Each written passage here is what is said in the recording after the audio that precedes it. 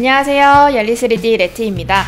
지난 시간에 퓨전 360 인터페이스에 대해 설명드렸는데요. 이번 시간에는 퓨전 360 스케치와 작업 평면 그리고 구속 조건에 대해 설명드리려고 합니다. 바로 시작해볼게요. 현재 화면을 보시면 스케치를 할 수 있는 3차원 작업 평면이 있습니다. 여기서 차원이라는 개념을 이해하시면 좋은데요. 0차원부터 3차원까지 보면 0차원은 하나의 점이고 1차원은 점과 점이 이어진 선입니다. 2차원은 선과 선이 이어진 면이고 3차원은 면이 이어진 입체 도형입니다. 그래서 모델링을 할 때 2D 설계로 시작해야 3D로 넘어갈 수 있습니다. 2D 설계 작업이 바로 이 스케치 작업입니다. 스케치 작성을 누르고 원하는 작업 평면을 클릭하면 선, 사각형, 원, 텍스트 등의 다양한 형상을 그릴 수 있습니다. 원하는 툴을 선택하고 스케치를 하면 되는데 이때 스케치가 닫혀 있어야만 3D로 바꿀 수 있습니다. 자, 예를 들어 보여드리면 이렇게 직사각형 스케치도 하고 원형 그리고 또 직선 기능을 이용해서 선과 선을 이어서 이렇게 사각형을 만들고 그 옆에는 이렇게 닫히지 않는 도형을 하나 만들어 보겠습니다. 자, 차이가 보이시죠? 자, 이렇게 면이 생성된 영역이 있고 면이 생성된 것을 프로파일이라고 부릅니다. 마우스를 갖다 대면 이렇게 색상이 바뀌는데요. 이렇게 면이 생성되어 있어야만 3D 도형으로 만들 수가 있습니다. 이 상태에서 스케치를 종료하고 원하는 프로파일을 누른 다음 이 솔리드 툴에 있는 돌출이나 회전, 스윕, 로프트 기능들을 사용해서 이거를 3D 형상으로 바꿀 수 있습니다. 자, 그리고 왼쪽 목록에서 가시성을 제어할 수 있다고 지난 강의에서 말씀드렸죠. 자, 이렇게 스케치가 열려 있으면 3D 형상을 만들 수가 없다는 점 꼭 알아두시면 좋겠습니다. 그리고 저번 강의에서 화면 좌측 상단에 있는 이 원점을 눌러서 좌표 확인하고 원하는 작업 평면에 이렇게 스케치를 작성할 수 있다고 설명드렸는데요. 원점이 있고 순서대로 X, Y, Z축이 있습니다. X축은 가로축으로 이렇게 원점에 사람이 서 있다고 가정했을 때 왼쪽, 오른쪽으로 이동할 수 있습니다. Y축은 이렇게 세로축으로 앞, 뒤로 이렇게 이동하겠죠. 마지막은 Z축, 이렇게 위로 솟아있는 축입니다. 상, 하, 즉 위와 아래입니다. 그리고 아래에는 X, Y 평면, X, Z 평면, Y, Z 평면이 있습니다. X, Y는 이렇게 X축과 Y축이 지나가는 평면이고 X, Z축은 X축과 Z축이 지나가는 평면입니다. Y, Z축은 Y축과 Z축이 지나가는 평면입니다. 이렇게 원점을 눌러서 화면의 좌표를 확인하고 원하는 작업 평면에 마우스 우클릭을 해서 스케치 작성을 할 수 있습니다. 3D 프린터 운용 기능사 실기시험은 부품 1, 2를 각각 모델링하고 각 부품을 어셈블리, 즉 조립하는 방식입니다. 도면을 처음 접하시는 분들은 이 셋 중에 어떤 도면을 또 어디에 그려야 하는지 조금 어려울 수 있는데 예제 1번부터 차근차근 연습하다 보면 감이 많이 잡히실 겁니다.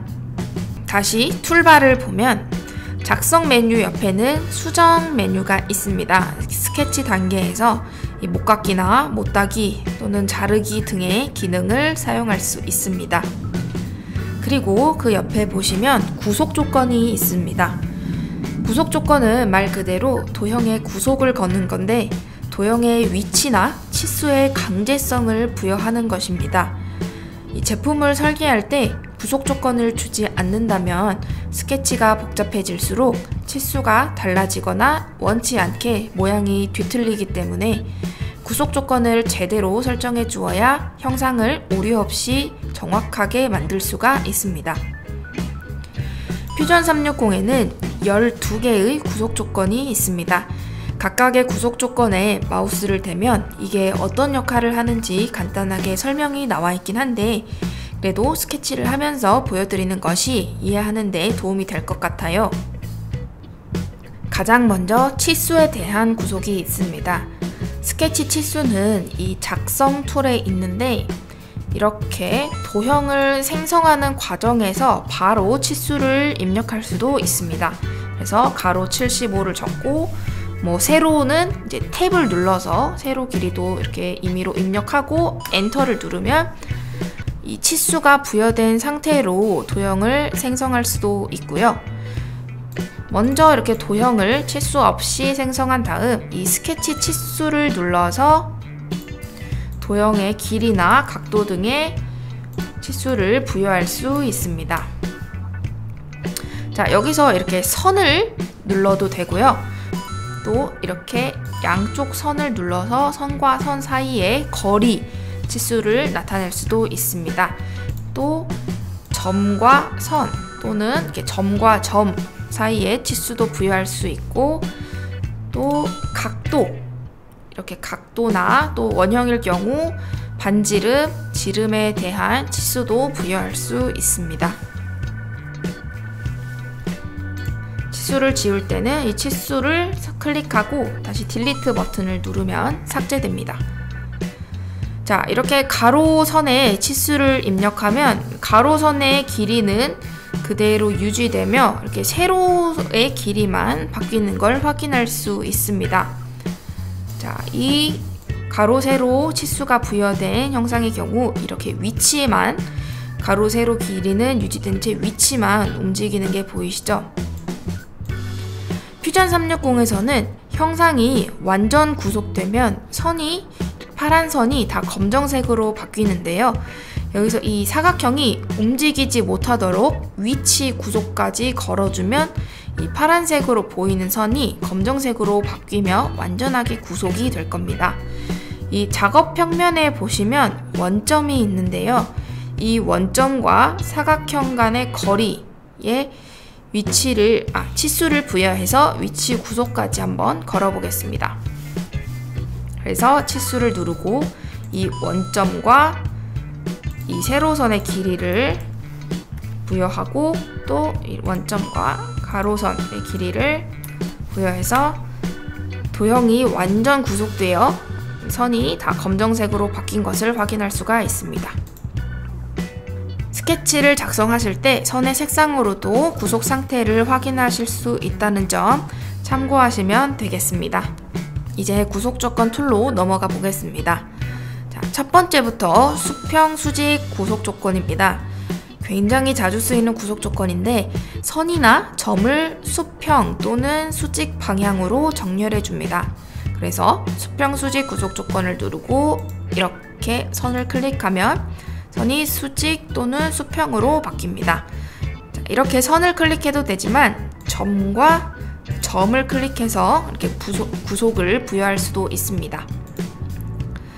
자, 45도를 기준으로 45도 이상은 수직, 45도 이하는 수평이 되는 구속 조건입니다. 다음은 일치 구속 조건입니다. 이렇게 점과 점 또는 점과 선을 일치시켜주는 구속 조건입니다.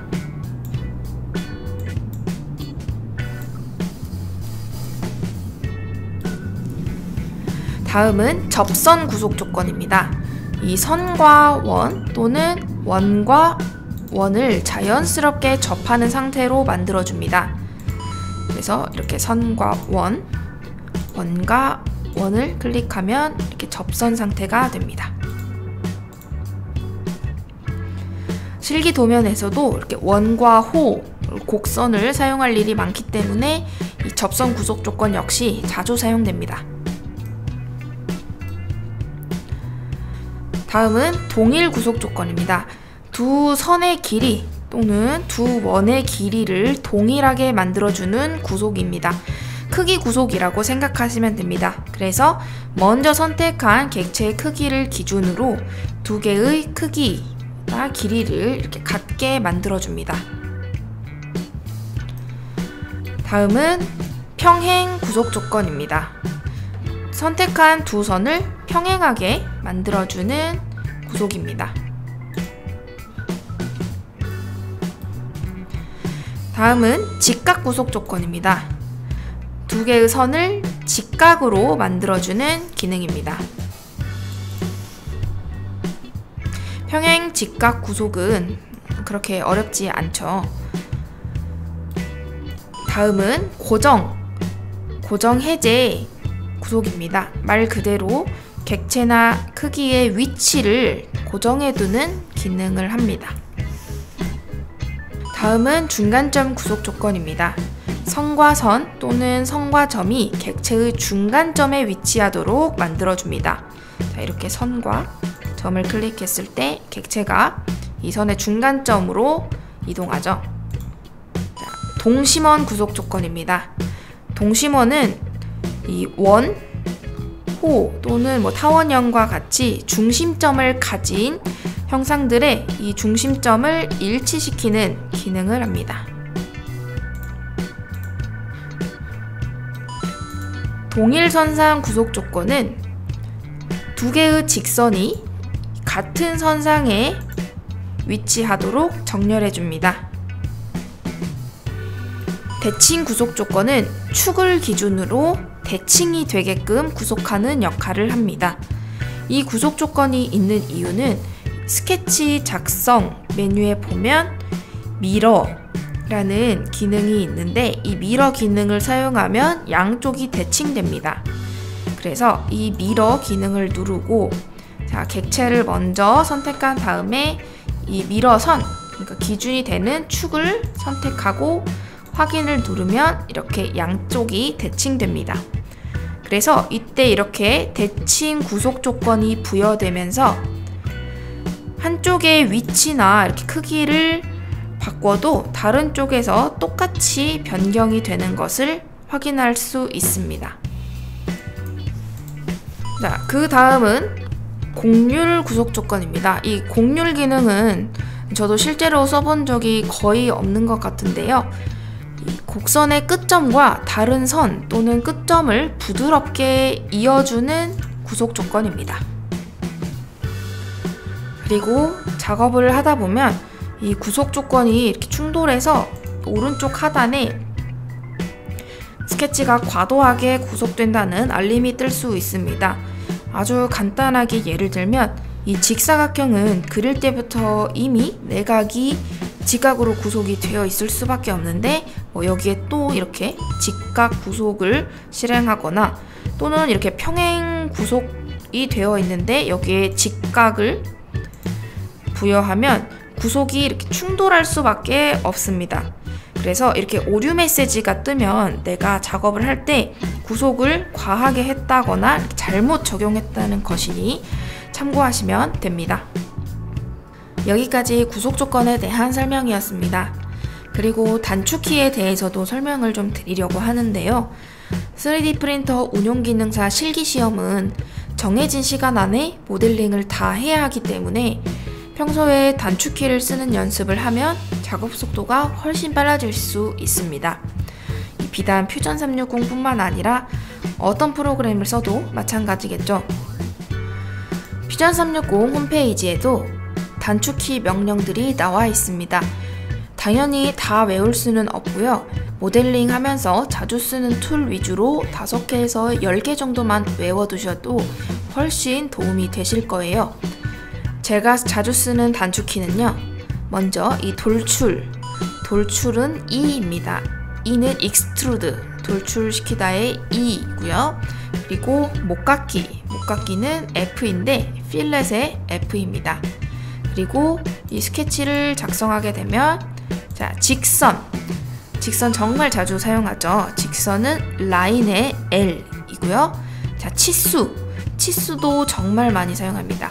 치수는 디멘션의 D이고 자, 여기 수정 메뉴에 보면 간격 띄우기라는 게 있는데 이거는 옵셋의 O입니다. 자, 그리고 이동 복사 버튼은 Move의 M입니다. 자, 그리고